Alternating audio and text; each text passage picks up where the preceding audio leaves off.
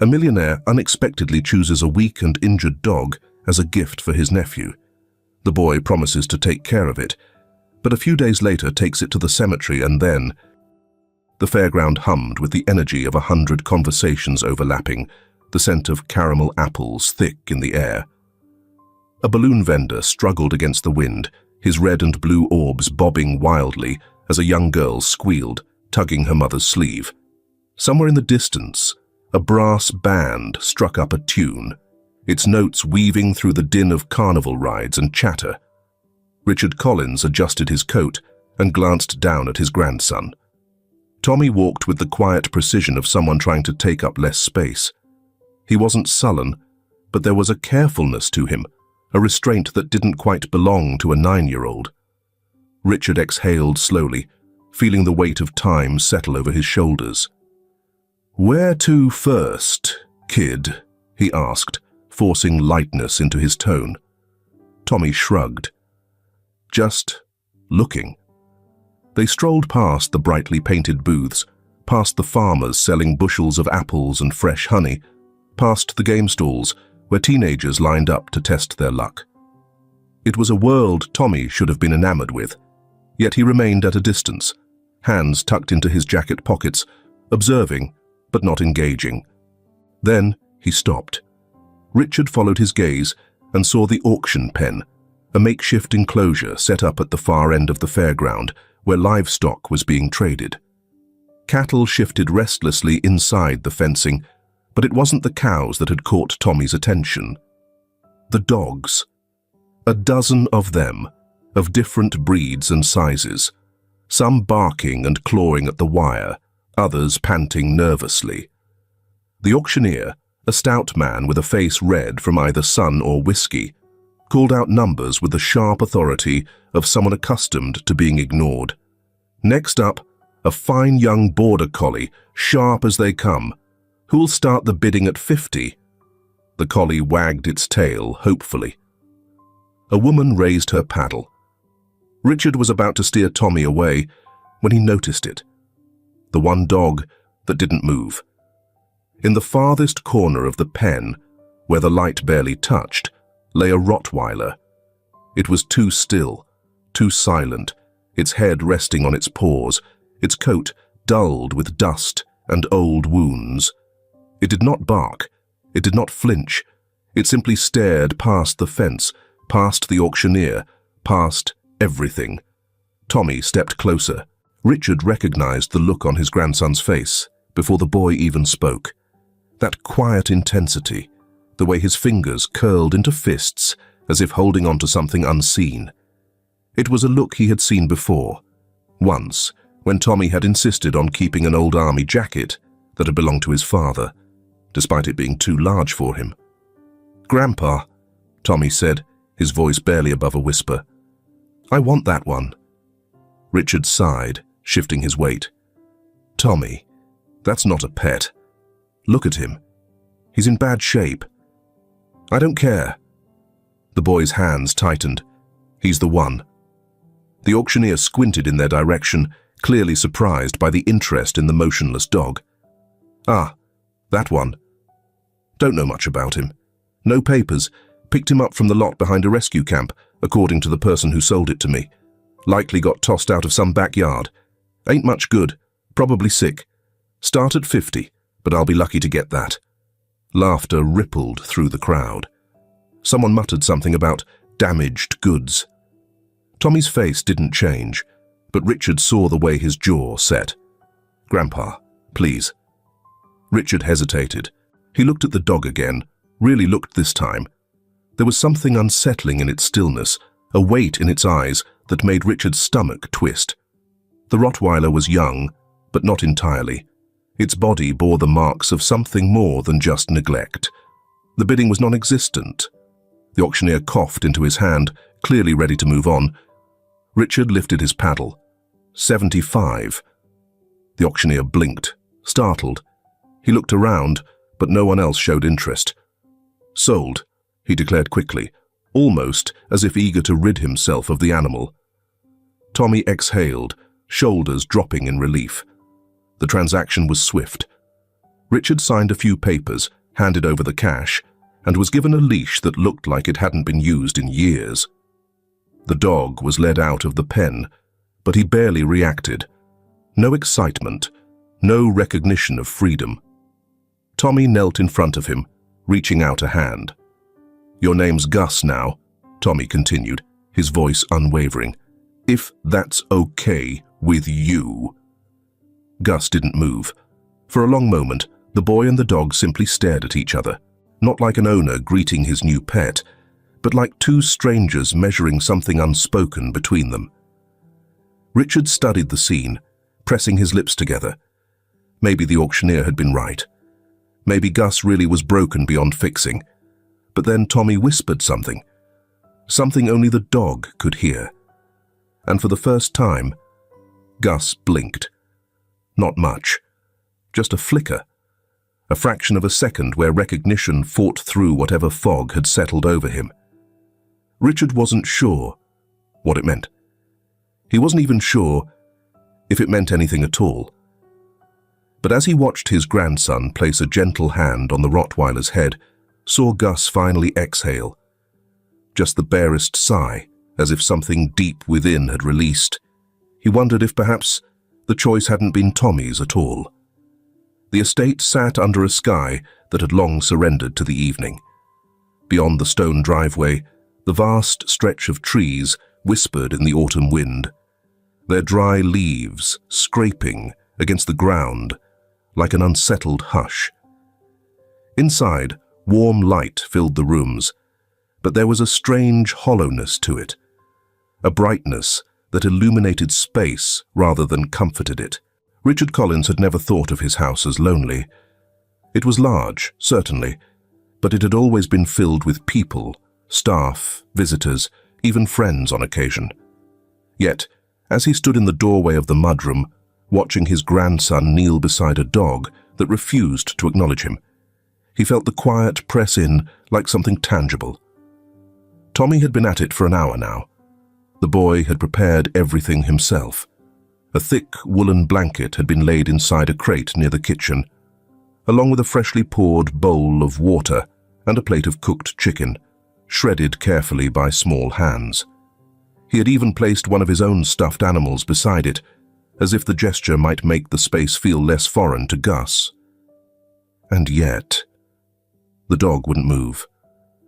Gus lay by the back door, his body stretched against the cold tile. His head rested on his paws, his ribs barely rising with each breath. He wasn't asleep, but he wasn't entirely present either. His gaze was distant, unfocused, as if he were waiting for something that had nothing to do with the boy watching him. Tommy shifted, resting his elbows on his knees. "You don't have to stay there, you know." His voice was quiet, patient, careful. "Your bed is over here. It's warmer."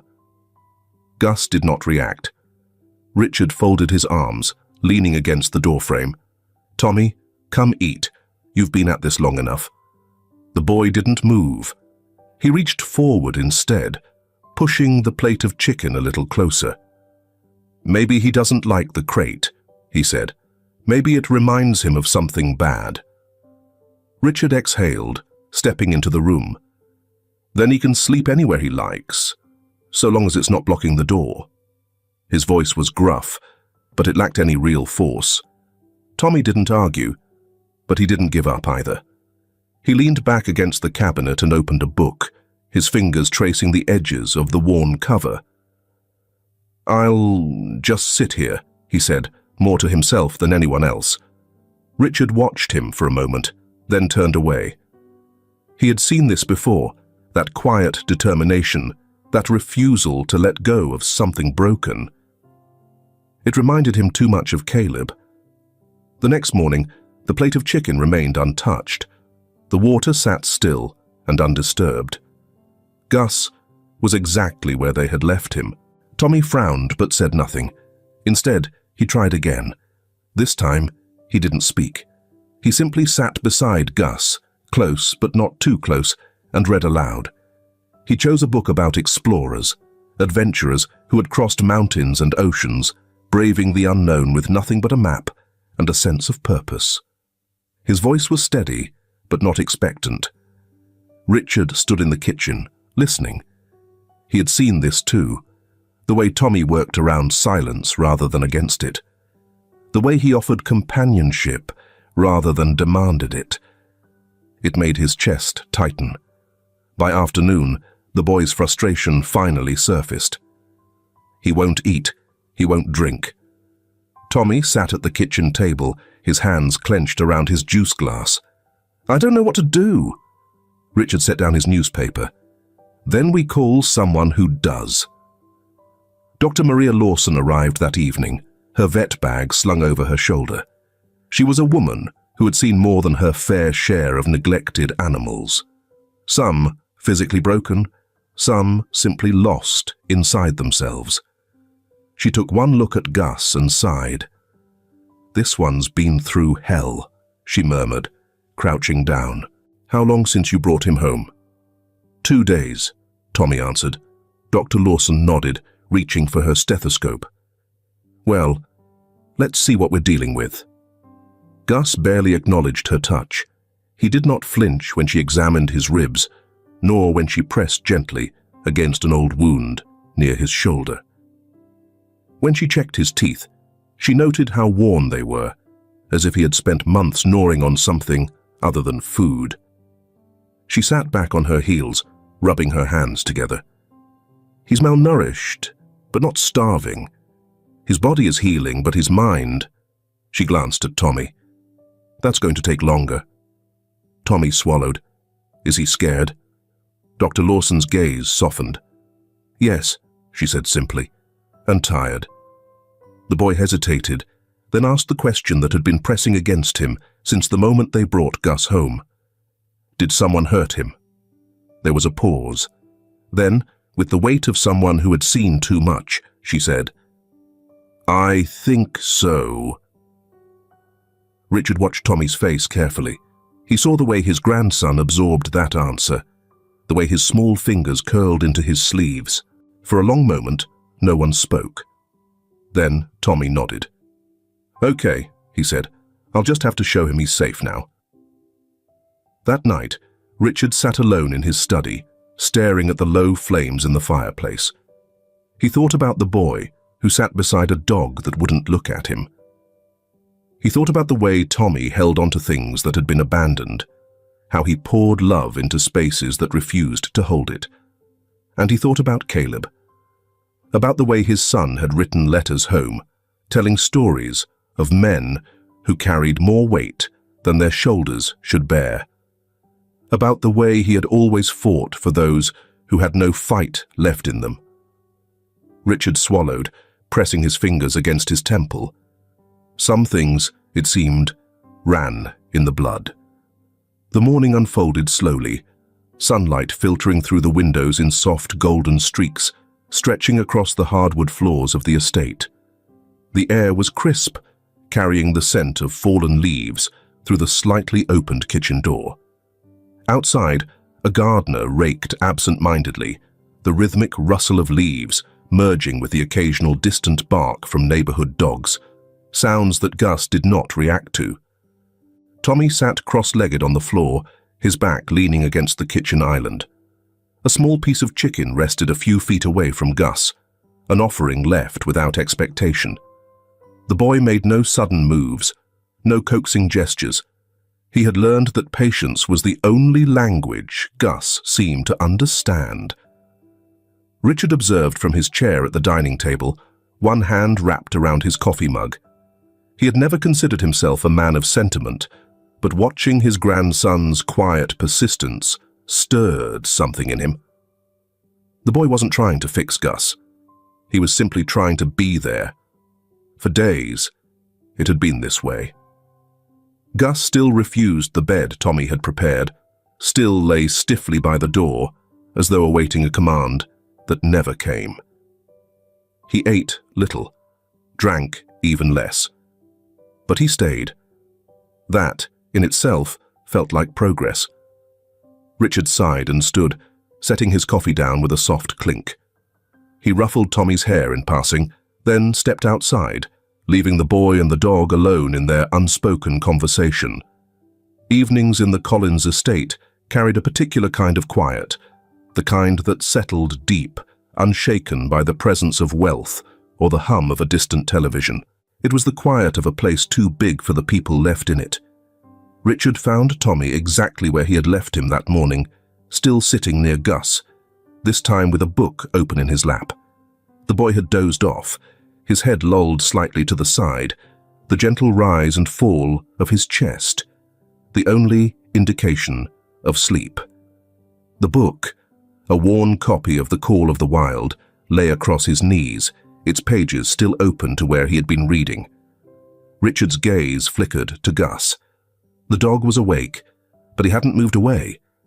That was new. He crouched down beside Tommy and gently closed the book, careful not to wake him. Gus's eyes shifted ever so slightly in his direction, unreadable but aware. Richard exhaled. "You're not going anywhere, are you?" His voice was low, almost to himself. Gus didn't move. A quiet, reluctant respect settled in Richard's chest. The dog had been given every reason to run, from whatever past he had come from this house, from this boy who refused to give up on him. And yet, he stayed. Richard didn't know if that was a good thing or a sad one. With a shake of his head, he carefully lifted Tommy into his arms, carrying him to bed. The boy murmured something in his sleep, but didn't wake. Gus's gaze followed them until they were gone. The breakthrough came in the smallest of ways. A few mornings later, Tommy walked into the kitchen and stopped. The piece of chicken he had left the night before. It was gone. His heart jumped. He turned to look at Gus, who lay in the same spot, seemingly unchanged, but something felt different. The air between them had shifted, just a little. Tommy knelt down carefully. "Did you eat it?" His voice was barely above a whisper, as if afraid to startle the moment away. Gus didn't respond, but for the first time, his ears twitched at the sound of Tommy's voice. It was nothing. A small flicker, a breath of movement. But to Tommy, it was everything. He grinned, barely containing his excitement, and ran out of the room. "Grandpa, he ate it." Richard, in the middle of reading his newspaper, looked up as Tommy practically skidded into the room. "Gus ate the chicken," the boy repeated breathlessly. "And—" He hesitated, struggling to find words for something so small, yet monumental. "And he listened." Richard studied his grandson for a long moment, taking in the quiet triumph in his eyes. Then, with a slow nod, he folded the newspaper and stood. "Come on, kid," he said. "Let's go see about that dog." That night, Tommy sat beside Gus again. This time, he didn't bring food, didn't bring a book. He just sat. And Gus, for the first time, turned his head slightly, as if acknowledging that the boy was there. The late afternoon sun cast a golden hue over the estate, its rays filtering through the high windows of the study, painting long shadows across the dark oak floors. The faint scent of Richard's old cigars lingered in the room, mixing with the worn leather of books that lined the walls. A soft ticking from the grandfather clock punctuated the silence, marking time in a house that, for years now, had felt suspended, stagnant in a way Richard could never quite put into words. Tommy sat cross-legged on the floor, a thick family album spread across his lap. The pages were old, but well kept, filled with snapshots of Christmas mornings, summer vacations, and birthdays once celebrated with laughter that had since faded into memory. Gus lay nearby, still choosing the cold tile of the foyer over the warmth of the plush dog bed Tommy had left untouched. The boy flipped through the pages slowly, his fingers tracing over the faces he knew and loved. His mother, his father, his grandfather, standing in the background of nearly every picture, his arms folded, a firm but present figure in their lives. "You probably don't care about this," Tommy murmured, casting a glance at Gus. The dog didn't react, only blinking lazily as if indifferent to the sound of the boy's voice. Tommy sighed but kept going. "This is my mom," he continued, tilting the album so Gus could see, even if the gesture felt silly. "She's good at baking. She used to make these cookies with so much cinnamon that I thought my tongue would fall off." He gave a small, breathy laugh. Dad would eat them anyway, and pretend they were great. His hand moved to the next page. More memories, more warmth frozen in time. And then Caleb. Tommy paused. The picture was one of his favorites, even if it hurt to look at. His father stood in his uniform, smiling broadly, his cap tilted slightly, as though he had pushed it back right before the picture was taken. His arm was draped over a fellow soldier, both of them caught mid-laughter, relaxed in a way that made it hard to believe this was taken during wartime. "This is my dad," Tommy said, his voice softer now, filled with something deeper than nostalgia. "His name was Caleb. He was in the army. Everyone says he was a good man." Something changed then. Gus, who had been lying still, shifted. It was slight, but Tommy saw it. The way the dog's ears twitched, the way his body tensed, as if something long buried had been stirred awake. The boy barely breathed as Gus inched forward, his gaze locked onto the photograph. The movement was slow, hesitant, like a man reaching out to touch a ghost. Then, ever so gently, Gus lowered his nose to the picture, breathing in deeply, his nostrils flaring. Tommy didn't move.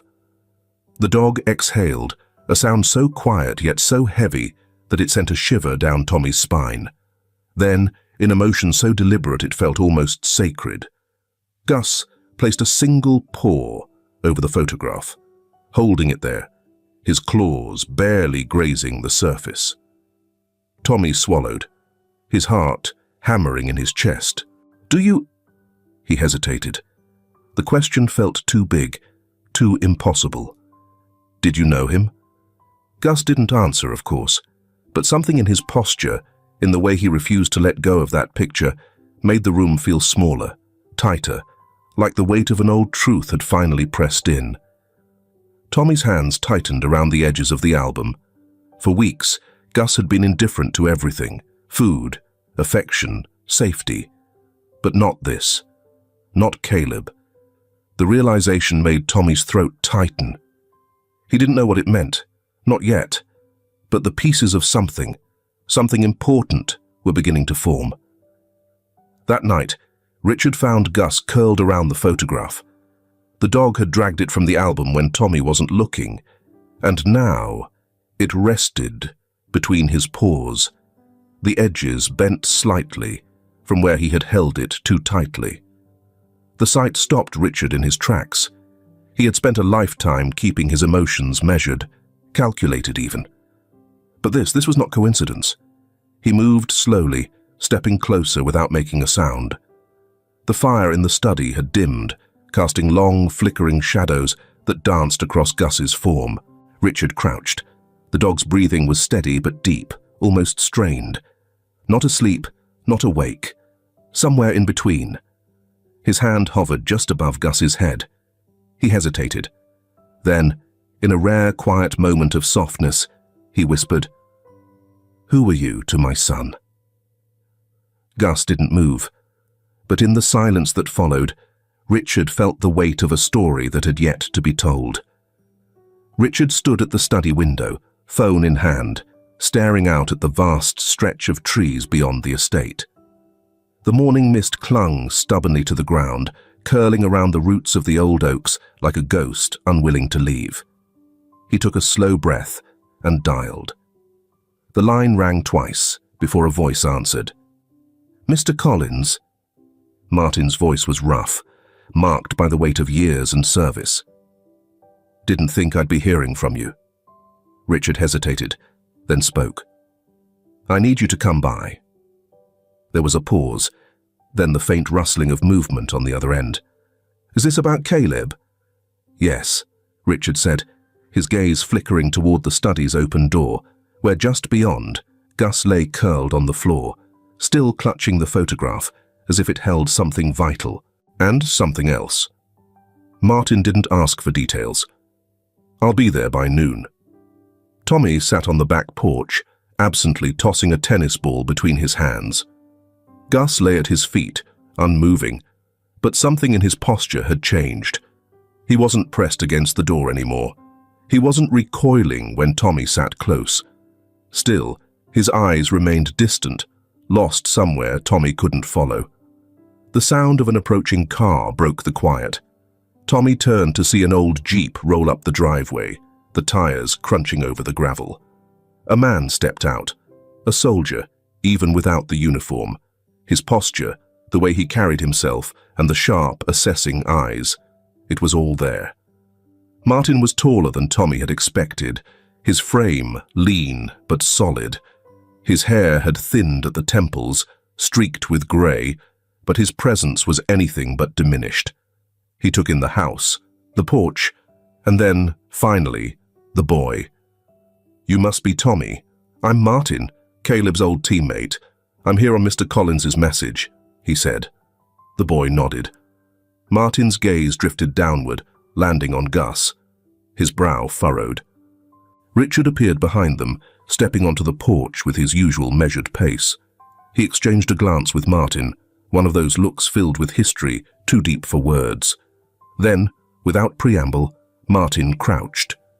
Gus tensed, his muscles going rigid, but he didn't move. Martin studied him for a long moment before speaking. "Fred 209. The reaction was immediate. Gus stiffened, his ears shooting up. His head snapped toward Martin, eyes wide, not in fear, but in recognition. His breath hitched, his body momentarily frozen between past and present. Then, in the span of a heartbeat, he moved. With a force Tommy hadn't seen before, Gus surged forward, his tail wagging. Not just a slow, reluctant motion, but an eager, desperate rhythm. A sound, half whimper, half growl, escaped him as he pressed against Martin's legs, his nose frantically searching for a scent long lost. Martin didn't flinch. His hand found Gus's head, pressing firmly against it. "Damn," he muttered under his breath, his voice thick with something unreadable. "I'll be damned." Tommy stared, barely breathing. Richard folded his arms, his gaze never leaving the scene. "So it's him," he said quietly. Martin nodded. He took a steadying breath before looking at Tommy. "This isn't just some stray kid." His voice softened, but there was steel beneath it. "This is Fred 209, your father's dog." The words felt heavy, too big to fit in the air between them. Tommy swallowed hard. "You mean he was with my dad? Like, really with him?" Martin exhaled. "Yeah, kid, more than that. He saved your dad's life more times than I can count." Silence settled, thick and stretching. Tommy's fingers clenched around the tennis ball, still in his hands. "Tell me," he said. Martin hesitated for only a moment before nodding. He sat down on the porch steps, scratching Gus's ears with familiarity, as though some part of him had never expected to see the dog again. And yet, here they were. "He was assigned to Caleb in Afghanistan," Martin began, his voice steady, but not unaffected. "They were paired for patrols, mostly, tracking threats, scouting ahead. But Fred—" He shook his head with a small, near smile. "He wasn't just a soldier's dog. He was Caleb's shadow. That dog followed him everywhere, no leash, no commands needed. They understood each other. Caleb would glance, and Fred would know what to do." Tommy's throat felt tight. "There was this one mission." Martin's gaze turned distant, like he was seeing something far away. "We were pinned down, outside a village, caught in the open. Caleb had taken position behind a broken-down truck, but he was exposed. We couldn't get to him." Martin's fingers stilled against Gus's fur. "Fred didn't wait for an order. He just ran. Straight through gunfire, through chaos. He got to Caleb, dragged him down, shielded him with his own damn body. His jaw tightened. Took a bullet for him too, right in the shoulder. Tommy inhaled sharply. His eyes flickered to Gus, Fred, who lay there, silent, but listening. But he lived, Martin finished, glancing at Tommy, because Caleb wouldn't let him go. We got him patched up, and he stayed right where he belonged, beside your dad. A long, heavy pause. Tommy's hands trembled as he reached out, placing them gently on Gus's back. The dog didn't flinch, didn't pull away.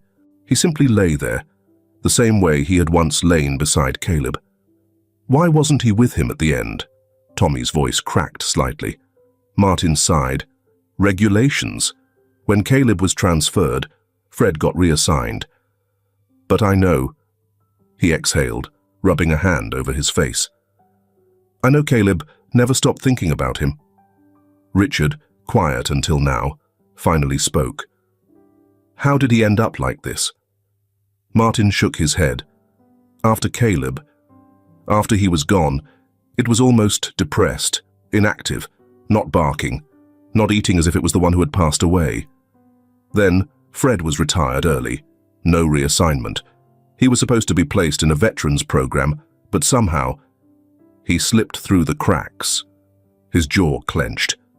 Damned system. A long silence stretched between them. Then Tommy spoke, his voice small but firm. Well, he said, his fingers still pressed into Gus's fur. He's home now. Gus let out a breath, long, slow, as if something deep within him had finally let go. Do you like to have a pet in your house? If so, leave a comment. Dog. Otherwise write hot dog. The sky had darkened into a deep shade of blue by the time Martin stood at the front steps of the Collins estate. The porch light flickered softly, casting long shadows over the stone walkway. Gus, Fred 209, sat beside Tommy, no longer pressed against the door, as if waiting for an escape. Instead, he was still, watching. Martin adjusted his jacket, his expression thoughtful. His gaze shifted between Richard and Tommy before settling on the dog. You take care of him, he said, his voice quiet but firm. This is home now, Fred. You're exactly where you're supposed to be. One more time, Fred lifted his head at the sound of his name. It wasn't the sharp reaction he had given earlier, but it was there, a flicker of acknowledgement. Martin exhaled, giving the dog one last pat before turning to Richard. He's got a long road ahead, he said, but I think you already know that. Richard nodded. We'll take care of him. Martin's eyes softened. And he'll take care of you, he said simply, before giving Tommy a brief nod and stepping down into the night. Fred 209 was home now. Tommy tried to let that thought settle, but as the days passed, he realized that home didn't mean whole. The night had settled thick and heavy over the estate, wrapping the house in a quiet that felt deeper than usual. The old grandfather clock in the hallway marked the passing minutes, each tick stretching into something weighty, something unspoken. The conversation from earlier still lingered in the air, its echoes filling the spaces between them. Tommy sat on the living room rug, his legs tucked under him, absently running his fingers over Gus's fur. Or Fred 209. The name still felt foreign on his tongue, as though it belonged to someone else, someone the dog used to be. Richard sat nearby, his whiskey glass resting untouched on the side table. Martin had left hours ago, but his words remained. Retired early, slipped through the cracks, lost. The idea of his son's dog being discarded, abandoned in some shelter after a lifetime of service, it gnawed at him. Tommy spoke without looking up. What happens to a soldier when he doesn't have a mission anymore? Richard exhaled slowly. It's different for everyone. But for Fred, The boy's voice was quiet, careful. Richard studied the dog. Gus, Fred, lay still, his head resting between his paws, his body unmoving but not asleep. He had recognized Martin, responded to his name, even wagged his tail. But since Martin left, he had retreated again, slipping back into that detached state. "He doesn't know what to do with himself," Richard murmured. Tommy was silent for a long moment, his fingers idly tracing over the scars hidden beneath Fred's fur. "He was my dad's, but then my dad was gone." He swallowed. "Then he was supposed to go somewhere safe. But he didn't. And now he's here." Richard watched his grandson carefully. "Does that mean he's supposed to be here?" Tommy asked. Richard hesitated. He didn't believe in fate. He never had. But something about this, something about the way this dog had found its way back to them after all this time. "I think that's up to him," Richard finally said. Tommy's shoulders sagged slightly, disappointment flickering across his face. "But what if he never wants to be here?" Richard leaned forward, resting his forearms on his knees. "Healing doesn't happen in a day, son." His voice was firm, steady. "You don't rush something that's been broken. You just give it time to put itself back together." Tommy no answer, just nod slightly. The dog had changed. Or maybe he had never really left the battlefield. He ate, but only when Tommy wasn't looking. He slept, but only in the hallway, never in the warmth of the bed Tommy had prepared. He flinched at sudden noises, his head snapping toward distant sounds, as if expecting an unseen threat. His body was here, but his mind was somewhere else. And worse, he wouldn't play. Tommy had tried everything. He rolled a ball across the floor. Nothing. He dangled an old rope toy, the kind any other dog would have instinctively grabbed. Fred barely glanced at it. He even set down a stick outside, waiting, hoping for the flicker of an old instinct. But there was no joy in him, and Tommy was beginning to feel the weight of that loss. One afternoon, after yet another failed attempt, Tommy sat down on the cold marble floor beside Fred, frustration creeping into his voice. "You don't have to be like this forever, you know." Fred didn't move. Tommy exhaled sharply, tilting his head back against the wooden paneling. He wanted to understand, needed to. For weeks, he had been patient. He had sat with Fred, fed him, read to him, but the dog remained a ghost of himself, locked in a past that refused to let go. And deep down, Tommy felt it. A hollow ache that had nothing to do with Fred at all. It was the same ache that had lived inside him since the day his mother told him Caleb wasn't coming home. The same hollow silence that filled the space where his father's voice used to be. Tommy clenched his fists, staring down at the tiles. It wasn't fair. It wasn't fair that Fred had found his way back, but his dad never would. It wasn't fair that everyone kept telling him to be patient when all he wanted was to hear his father's voice again, to feel his presence in something more than just photographs and folded uniforms. And it wasn't fair that Fred, who had been given a second chance, wouldn't take it. A lump rose in Tommy's throat. He swallowed hard, staring at the floor. Then, in a voice barely above a whisper, he said, "I'm Caleb's son." Fred's ears twitched. Tommy's fingers curled around the hem of his sleeve. "I need you too." The dog didn't move. But for the first time, Tommy thought he heard something. A long, slow exhale, as if Fred had been holding his breath for too long. The boy stayed there, kneeling beside him, his hand resting lightly on the dog's back. He didn't know what he expected. Maybe nothing. But as the silence stretched between them, Tommy let himself hope that maybe, just maybe, Fred had heard him. The morning air was crisp, edged with the first chill of autumn. Sunlight filtered through the thinning canopy of trees surrounding the Collins estate, dappling the ground with golden light. Leaves crunched softly under Tommy's sneakers as he stepped onto the path leading away from the house, a leash slack in his hands. Fred walked beside him, not reluctantly, not hesitantly. He simply walked. It had taken weeks to reach this point, weeks of patient gestures, of whispered reassurances, of sitting together in silence.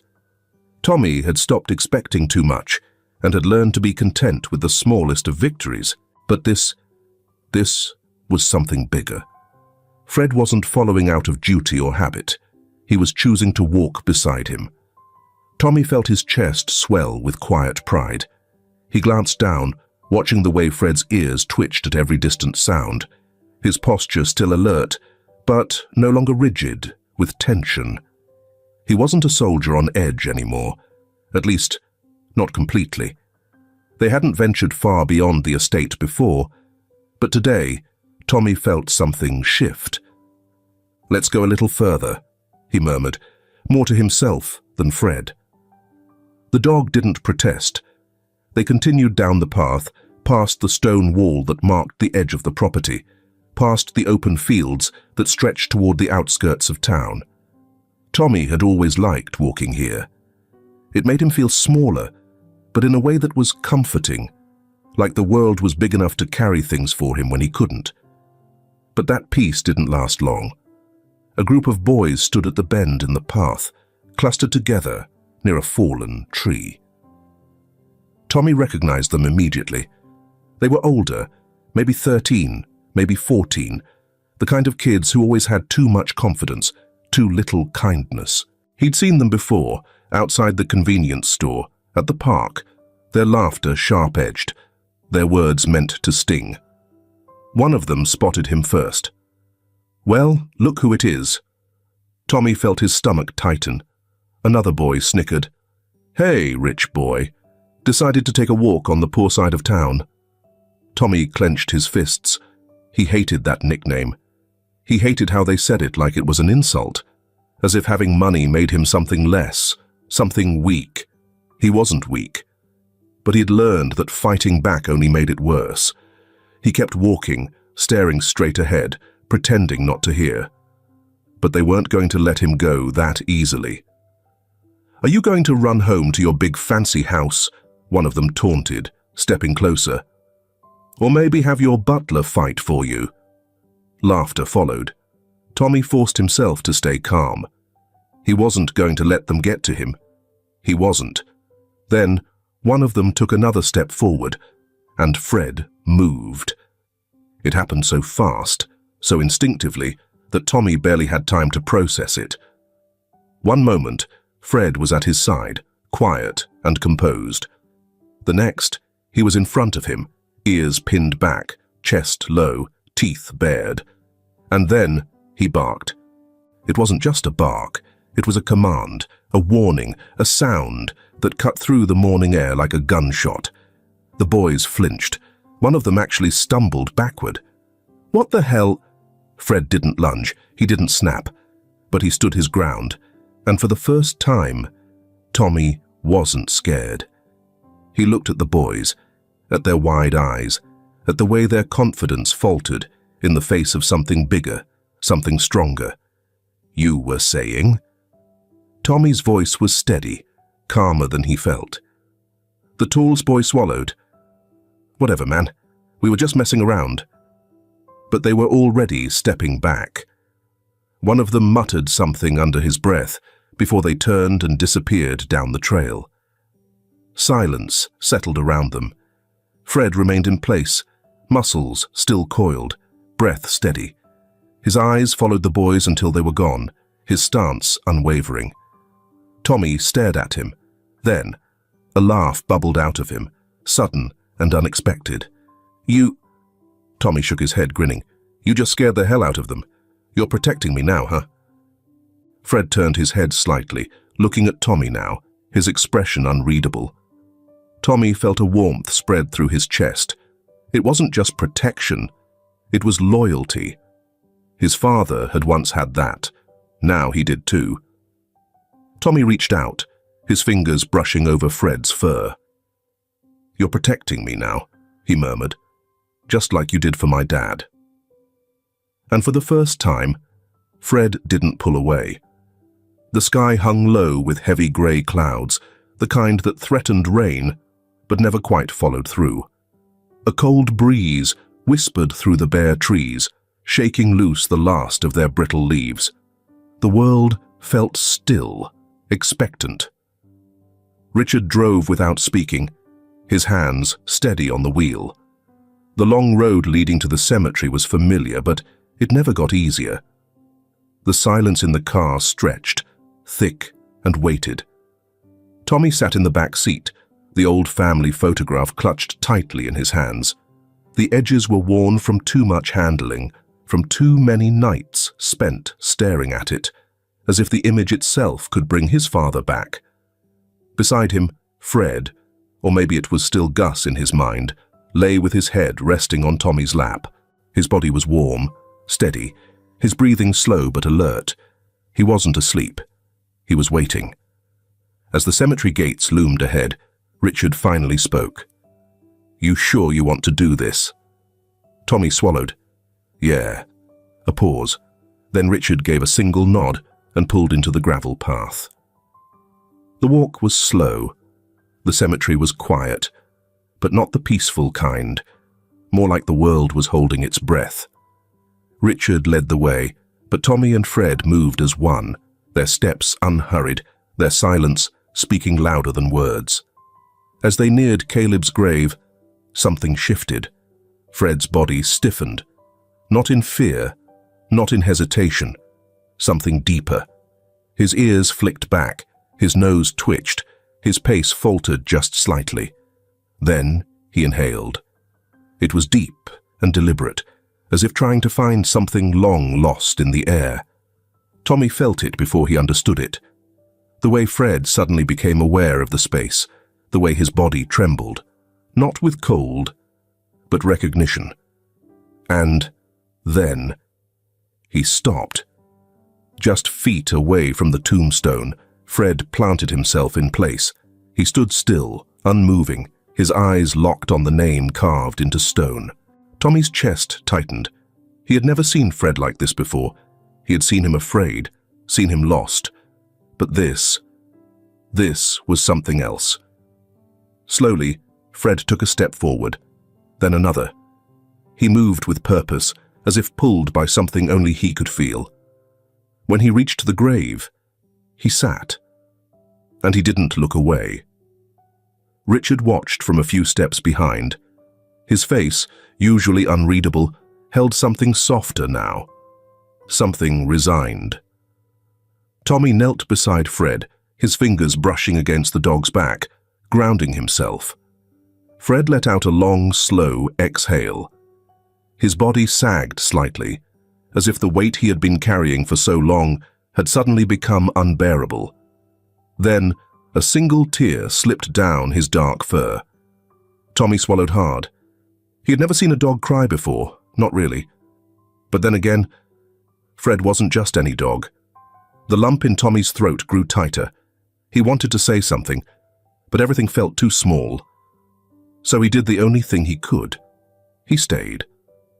For a long time, the three of them just existed in that space, surrounded by the hush of the cemetery, the distant rustling of trees.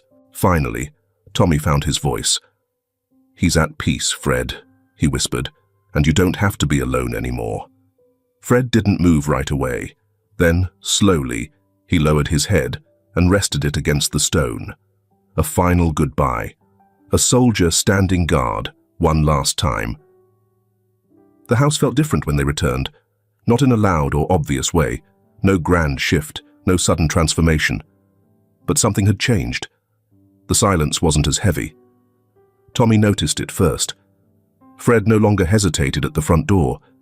He walked inside without stopping, without looking over his shoulder, as if expecting to be sent away. He still moved carefully, as if the walls around him were unfamiliar terrain, but he moved. Richard noticed it too. The dog that once pressed himself against the cold tile now followed Tommy from room to room. Not always close, but never too far. When Tommy sat at the kitchen table doing homework, Fred lay at his feet. When Tommy wandered outside, Fred followed, his gaze scanning the yard as if memorizing it. And then there was the eating. Tommy caught it one night. Fred eating while he was still in the room. It wasn't much. A few cautious bites, slow and deliberate. But he didn't wait for the house to go quiet. He didn't wait for Tommy to leave. Tommy watched from the hallway, heart swelling with something close to relief. It wasn't perfect, but it was a start. Days passed and Fred's walls continued to lower brick by brick. Tommy could feel it in the way Fred watched him now, not with wary distance, but with something softer, something steadier.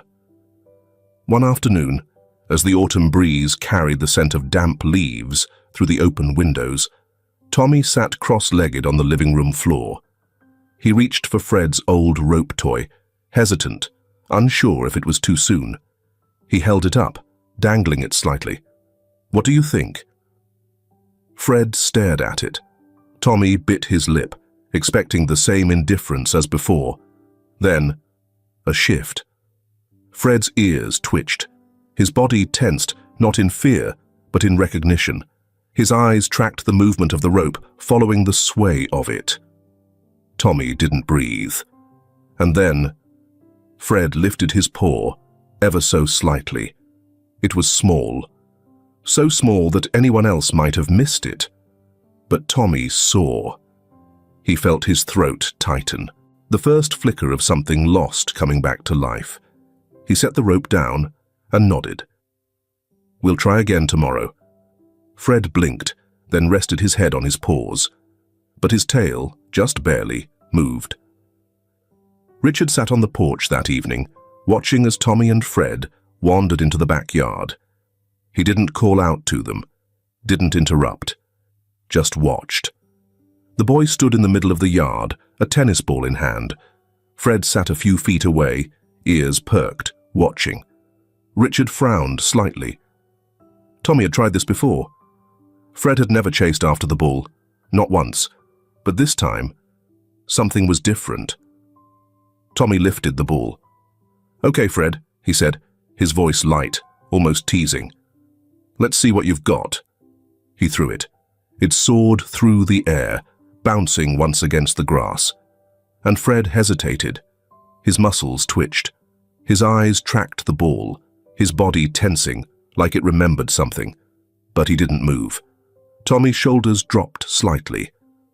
But then, Fred bolted. It was clumsy at first. His paws dug into the ground awkwardly, as if the motion was unfamiliar. But he ran. He chased the ball down, catching it mid-air before it hit the ground again. Tommy's breath caught. Fred landed, paws skidding slightly in the grass. Then, slowly, he turned back. For a long moment, he just stood there, holding the ball. And then, he ran back to Tommy. The boy laughed, pure and bright, as he crouched down to take the ball from Fred's mouth. Richard exhaled, something deep in his chest loosening. The spark. It was there, in both of them. And this time, it wasn't fading. A week later, the estate welcomed visitors. Richard had an important meeting, one he didn't particularly care for, but couldn't avoid. His business partner, James Whitmore, arrived in the afternoon, bringing along his 6-year-old daughter, Mary.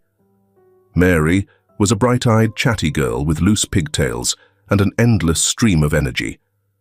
She clung to her father's hand at first, hesitant in the unfamiliar house, but as soon as she spotted Tommy, she beamed.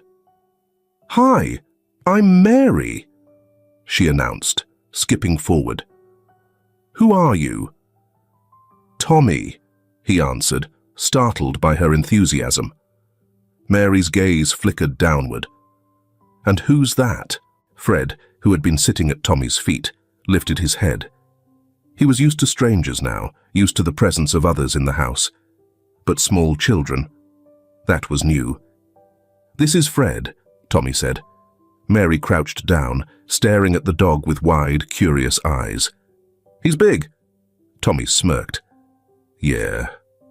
She tilted her head. Can I pet him? Tommy hesitated. He looked down at Fred, watching for any signs of unease. But the dog wasn't tense. He simply looked at Mary, waiting. Tommy nodded. Yeah, just be gentle. Mary reached out, her tiny fingers brushing over Fred's fur. The dog remained still, his gaze locked onto her, reading her in the way only dogs could. Then, slowly, his tail wagged. Just once, just barely. Mary giggled. Tommy felt something loosen in his chest. You want to play outside? He asked. Yes, Mary cheered, already grabbing his hand. The backyard was wide, open, safe. The kids ran across the grass, laughing, the sound of childhood filling the air. Fred trotted beside them, watching, always watching. Tommy wasn't sure what kind of game they were playing. It was mostly just running, dodging, laughing. Mary wasn't a child who played by rules. She invented them as she went. At one point, Tommy grabbed a stick, holding it out in front of him. You think you can catch me? Mary shrieked in delight. Try me! They ran, weaving between trees, their feet kicking up dirt. Fred followed, his instincts pulling him toward them, not to chase, but to guard. It happened fast, too fast. Mary's foot caught on a root, her body tipping forward. Tommy, running just ahead of her, turned just in time to see her fall toward the edge of the pond. Fred moved before Tommy could. He lunged forward, catching Mary's jacket in his jaws, pulling her back with a force that sent himself tumbling forward instead.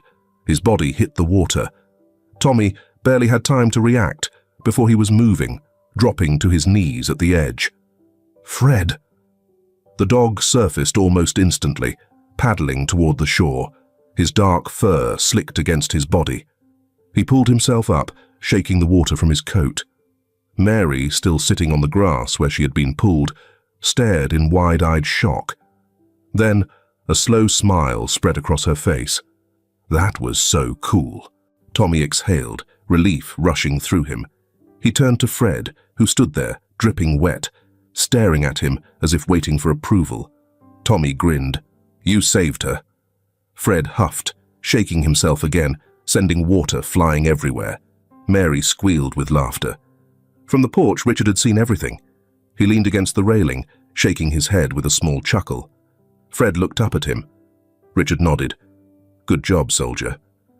Fred wagged his tail, and for the first time in a long time, he looked happy. The morning air was crisp, laced with the scent of damp grass and earth. The sky stretched endlessly above, tinged with the soft colors of dawn. Tommy tightened his shoelaces, glancing down at Fred, who sat attentively by his side. It had become a routine now, their routine. Every morning, they ran. Not just a casual jog, but structured runs, short sprints, long-distance strides, weaving through the trees on the outer edges of the estate. Tommy had started slow, unsure if Fred would follow, unsure if the old soldier in him still remembered the thrill of movement, the pull of momentum. But Fred never hesitated.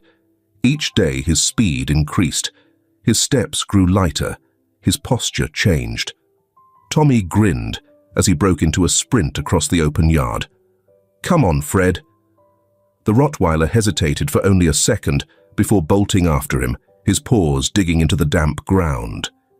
His movements were sleek, precise, instincts honed from years of training finally stirring awake. It wasn't just running anymore. It was reclaiming. Richard watched from the porch, his usual cup of coffee cooling in his hands. He had noticed the change. Fred was no longer the ghostly presence lingering in doorways, no longer the silent shadow lurking on the edges of their home. He moved differently now, his steps more sure, his body no longer burdened by the weight of a past he couldn't escape. But more than that, Richard saw it in Tommy. His grandson stood taller. His voice carried more certainty. Fred had found something again, and so had Tommy.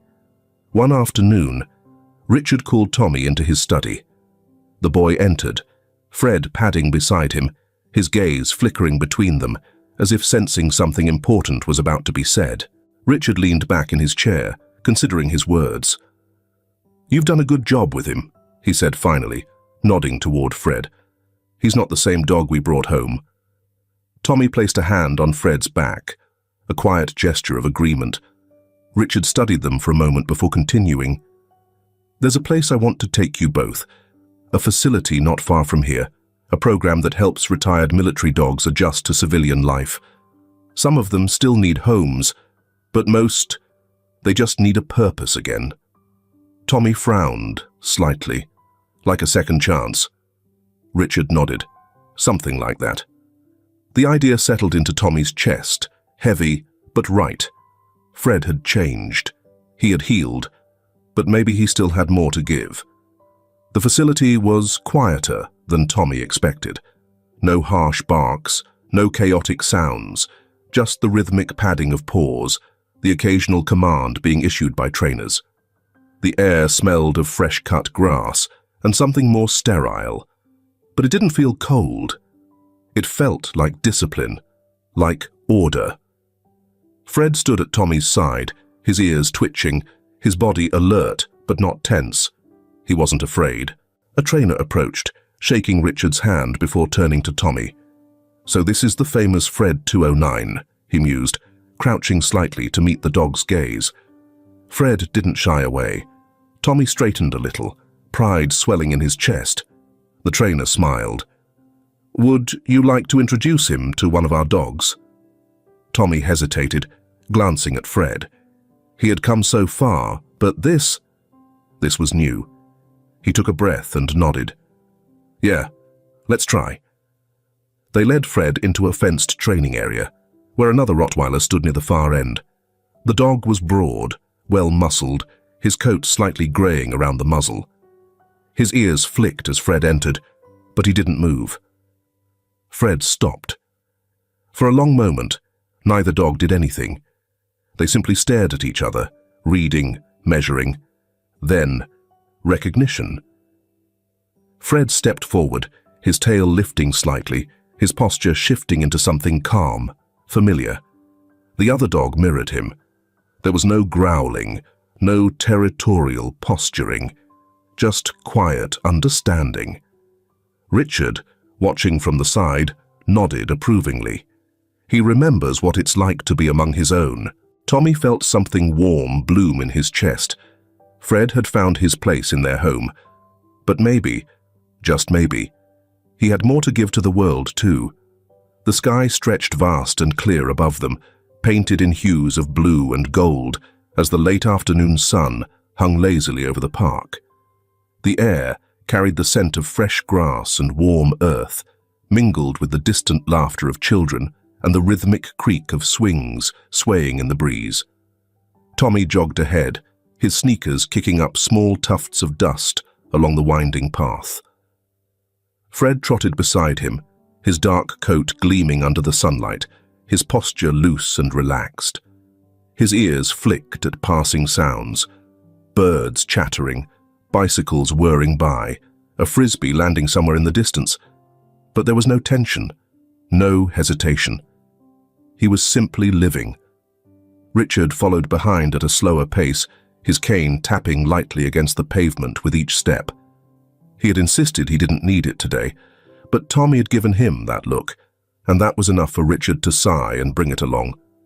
Truth be told, Richard didn't mind. Not today. Not as he watched his grandson run ahead freely, laughter bubbling from his throat, no longer weighed down by invisible grief. Not as he watched Fred, no longer a ghost of himself, keeping up, his tail wagging, his eyes alive with purpose. It was a sight Richard hadn't dared to imagine when they first brought Fred home. But here they were. Tommy skidded to a stop near an open stretch of grass and turned, grinning as he reached into his pocket. He held up a tennis ball, his eyes bright with anticipation. "Ready?" he asked. Fred stood still, watching him. For a moment, Richard wondered if the hesitation would return, if that instinct would falter. But then, Fred lowered his stance, his weight shifting slightly forward. He was ready. Tommy threw the ball. Fred was already moving, his muscles coiled, then exploded as he sprinted across the grass, his paws barely touching the ground. His eyes locked on the ball, tracking it mid-air, his instincts, honed from years of training, snapping into place. He leaped, caught it, landed smoothly. Tommy whooped, pumping his fists in the air. "Yes! Good boy, Fred!" Fred trotted back, head high, tail wagging proudly as he dropped the ball at Tommy's feet. Tommy laughed, reaching down to ruffle his fur. "That was amazing. You're amazing." Fred let out a soft huff, nudging Tommy's arm as if urging him to throw it again. Richard sat on a bench nearby, taking it all in. He had spent a lifetime building, securing, protecting. His wealth had given him power, control, certainty. But this, watching his grandson play, watching a broken dog mend itself in ways no human ever could. This was something he had never been able to buy, and he wouldn't trade it for anything. They stayed at the park longer than they had planned. Tommy played fetch with Fred until their legs were sore, until the sun began to dip lower behind the trees. Richard eventually had to call them in, muttering about getting home before dinner turned cold. Tommy plopped down on the grass beside the bench, breathless but grinning. Fred followed, lowering himself beside him, not out of exhaustion, just contentment. For the first time, he didn't need to be on guard. He stretched out, resting his head against Tommy's knee, his body completely at ease. Tommy let his fingers comb through Fred's fur, absent-mindedly, his gaze drifting toward the horizon. The sky had started to turn soft shades of orange and violet, painting everything in its glow. Richard leaned back against the bench, exhaling deeply. "You know," he said, his voice thoughtful, "I think Caleb would have liked seeing this." Tommy's fingers stilled for a moment. Then he nodded. "He would have," Tommy said quietly. "I think he'd be happy knowing Fred is okay." Richard gave a small hum of agreement. "And knowing that you are, too." Tommy smiled at that, not the forced kind he used to wear after Caleb's death, a real one. He looked down at Fred, who blinked up at him, calm and steady. "We're okay, aren't we, boy?" Fred sighed, a deep, long breath, not of exhaustion, but of peace. Tommy chuckled, giving him one last pat. "Yeah, we're okay." The sun dipped lower, the world quieted, and in the golden light of the evening, a new chapter had begun. If this film touches your heart, leave your mark with a like, and don't forget to subscribe to our channel to explore more meaningful stories with us.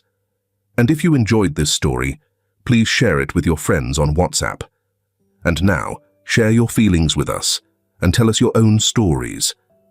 Every word you share is a building block that helps create our strong and enduring community. Together, we'll create a warm space where everyone can share and connect. Finally, don't miss the incredible stories coming your way soon. We're always here to bring you the best selections, full of deep values, yet entertaining. See you there.